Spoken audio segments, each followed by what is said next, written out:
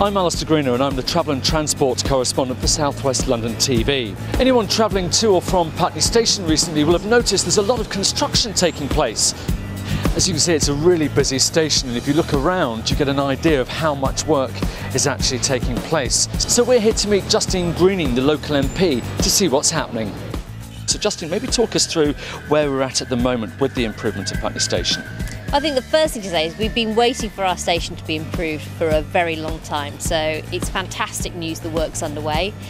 Most importantly, it'll mean that we get a new set of lifts, so the stairs are very steep for people to come down, so it'll make our station much more accessible. We've already seen the platforms lengthened, so we'll have a better station, longer platforms, but critically coming down the track as well are going to be longer, bigger trains. So looking at Putney itself, it can often be quite a congested area. What's your vision for improving the area, given the fact that there's going to be increased traffic, there are going to be increased housing? Once we've got the extra carriages, giving more commuter capacity, bringing into service the Waterloo International platforms that have been out of service since Eurostar went to King's Cross, that gives us more capacity, but the next thing will be better signalling, and that will mean that we can get more trains on the track. So how is the Oxford Road entrance going? I think we're making some progress. I've got a meeting coming up with the Secretary of State for Transport, Patrick McLaughlin, so talking with Network Rail, South West Trains, local Wandsworth Borough Council, and we'll see how we get on.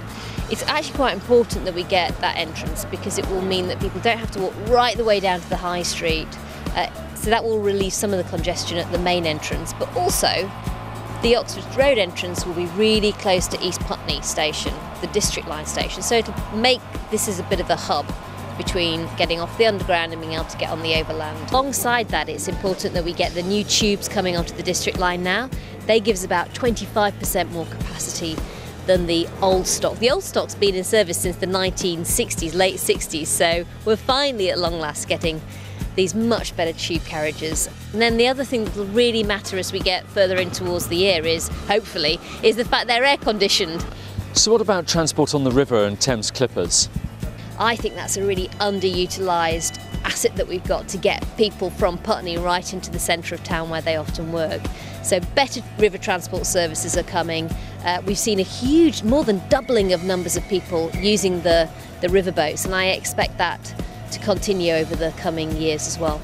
It's not just a matter of keeping up with what's here, it's anticipating the future, isn't it?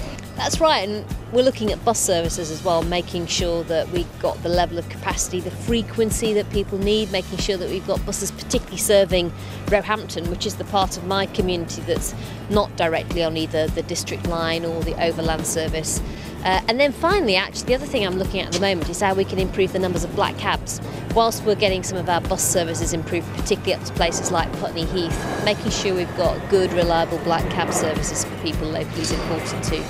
Well, Justine, thank you very much indeed. Some really useful information. And as always, you can get more information about travelling in and around London, and specifically our area of South West London, on our website. This is Alastair Greener for South West London TV.